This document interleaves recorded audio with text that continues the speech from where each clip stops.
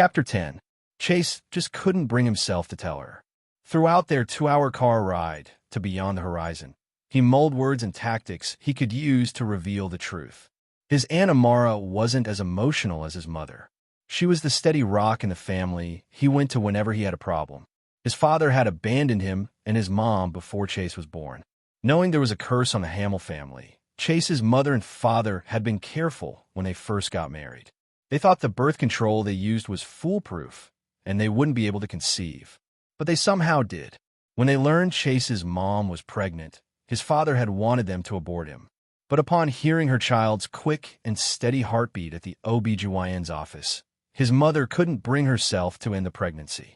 She had fallen in love with Chase then and there and wanted to have him. Unable to come to terms with her decision, his father left and never came back. He never called or offered to pay for his son's education or upbringing. It was like he had erased Chase and his mom from his life and his mind. They never existed. Wanting to help and support her sister when she found herself alone, Aunt Amara had moved in with them. His mom was able to take real estate agent courses while pregnant with Chase, and after he was born, she found a job she loved. While she worked, Aunt Amara took care of Chase. Whenever Chase had a problem with school or with a friend, it was Aunt Amara he went to for help, not his mom. He knew she'd understand and would find a way to help him. So, why was he now having such a difficult time finding the words to tell her that he had seen a sign of the beginning of the change? "Are you all right?" she asked when the silence in the car had become so saturated that Chase found it hard to breathe. "Yeah, I'm just thinking about the sanctuary." She gestured to the road. "I know it's a long drive, but we're almost there. It's just another 5 minutes or so away." He sighed gradually. "What do they tell you exactly about the curse and the spell to break it?" he asked. Keeping her focus on the road, she replied, "Well, they couldn't tell me much. They need to see you and talk to you before they can say more." "Did they say there was no hope if the change had started? That was too late then." She frowned. "No, they didn't say that per se. I just assumed. Why are you asking?" He paused, mustering his courage. "Because I lied last night when I told you I hadn't seen any signs. I did. That same day." He pulled up the bottom of his pants to show her the back of his calf. He hadn't worn the bandage today because his outer skin had fused with the scaly skin under it. It had stopped hurting and bleeding. Alarm shone in her eyes for a brief moment before she blinked it away. "We'll tell them the moment we get there. Maybe now that the change started, they'll have to work faster to stop it. If they can't reverse it, at least they can stop it or slow its progress." She pulled up to an intimidating iron gate. She stuck her head out of the car to reach for a button on a panel embedded in the brick wall. When a voice came through, she said, "Hi there. I'm Amara Hamill. Maggie Thorne is expecting us." The gate opened electronically when a buzzer went off. Aunt Amara drove down a narrow, unpaved road, turning right several times. She'd obviously been here before and knew which path to take. A few minutes later, she parked in an empty lot and got out. Chase mimicked her motions and followed her up the steps to the glass door. It wasn't locked. They meandered down a long, narrow hallway. Chase found it odd they hadn't encountered a single soul in the building. Wasn't this some sort of retreat and sanctuary? Shouldn't it be bustling with teenagers like he'd seen on the images he'd found on the web? Something didn't feel right. His tingling sixth sense sent chills down his spine. When they stopped at the end of the hall with 2 doors, one black, one white, he was about to ask her where was everyone, when the door he stood up against suddenly opened. A tall redhead girl exited in such haste that she crashed into him, knocking her head with his. He staggered backwards from their impact and almost fell. Chapter 11. Brianna's head felt like she'd rammed into a brick wall. Stars floated in her peripheral vision. "Oh my. Are you two all right?" A petite lady in her mid-50s who wore round glasses close to the tip of her nose asked while she stared, shifting her gaze to Brianna and then to whoever Brianna had rammed into. It was then when Brianna saw the super cute guy she'd bumped into. He had jet black straight hair, which was cut in a low fade. He had hazel eyes framed by thick black eyelashes and eyebrows. Whenever he blinked, which was often because he was trying to focus, she could see his eyelashes were curled upward. She was envious of those lashes. She had straight carrot red lashes that she tried to curl with mascara and an eyelash curler, but always failed. She found it ironic her hair was uncontrollably frizzy and curly. Yet her eyelashes refused to bend in a soft, rounded angle. When his eyes met hers and he caught her staring, she bowed her head, rubbing her forehead. "Yeah, I'm fine. Sorry I bumped into you. I didn't know anyone was standing out here." He smiled. His perfectly aligned white teeth brightened his gorgeous eyes. She felt her stomach stir. "That's okay. I shouldn't have been standing that close to the door. I should have realized it could open at any time." Just as he finished his sentence, she heard footsteps approaching.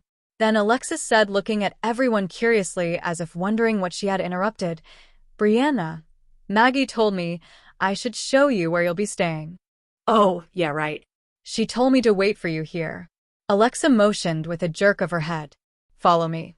"Sure," Brianna said, walking behind her. She looked over her shoulder to shout, "Sorry again for bumping into you."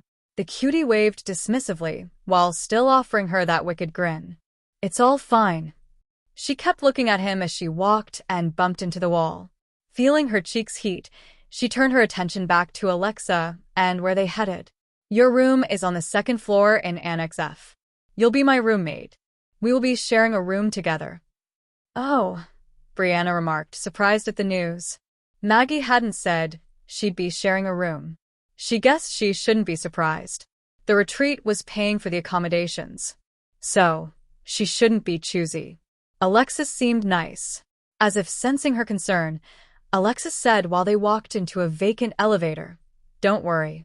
The rooms are huge, and I pretty much keep to myself." Trying to deflect the topic, Brianna responded, "That's okay. I'm happy I won't be staying alone. I get lost all the time. This place is huge." "Yes, it is. But you'll figure your way around in no time. And if you ever need anything, don't hesitate to let me know." "Thanks. That's really nice of you." Alexa punched the lit button number 2. The elevator quickly rose a split second later, making Brianna's stomach rise and then settle again. "This is a fast elevator," she remarked. Alexa nodded, making her purple-tipped hair bob with her motion. "It can be fast or slow depending on what you want." Brianna found her answer peculiar. She'd never heard of an elevator that could have its ascent or descent speed regulated. She decided not to ask Alexa about the elevator, not when she had a million other more important questions she needed answers to first. As the elevator halted on the second floor and the sliding doors swished open, Alexa pointed straight ahead. "That's our room."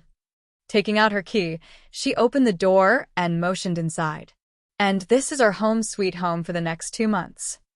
Brianna danced in, twirling, her eyes wide, soaking in all the decor. Alexa wasn't exaggerating when she said it was huge. There was a wide blue sofa next to the door that faced a 40-inch smart TV mounted on the wall. Behind the sofa, there were 2 single beds with blankets in the same shade of light blue similar to the sofa. There was a distance of 6 feet between the beds. 2 tall white dressers in between the beds separated them and offered them partial privacy. Brianna's 2 luggage pieces rested on one of the beds. "Maggie told me to bring your luggage up earlier. So, what do you think of the accommodations?"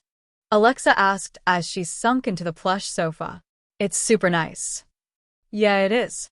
That's why I come here every year. This is my 3rd summer here." "Oh, you found out about this place through the brochures they mailed out?" Alexa jerked her head back, frowning. Why would they have to send out brochures? Everyone knows about Beyond the Horizon. It's famous. "No, I never knew about it." Alexa rubbed the charm on her necklace and narrowed her gaze while staring at Brianna. "I'm getting a funny feeling about you. Are you normal?" Brianna's anger sparked. What the hell does that mean? She'd been called a freak a few times by the bullies at schools and it stung. She never thought being called normal would ever rub her the wrong way.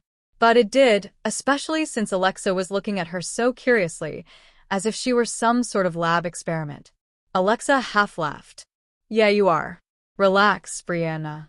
It wasn't an insult. I just meant, do you have any magical abilities?" Now it was Brianna's turn to chuckle. "That is funny. Were you expecting me to say that I can move things just by twitching my nose like Samantha in Bewitched? Yes, except someone who can do that is a powerful witch like Maggie or one of the witches who run this place. Brianna began to laugh hysterically at Alexa's humorous tale. That is too funny.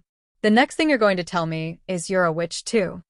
With serious, wide, believable eyes, Alexa nodded exaggeratingly. Precisely.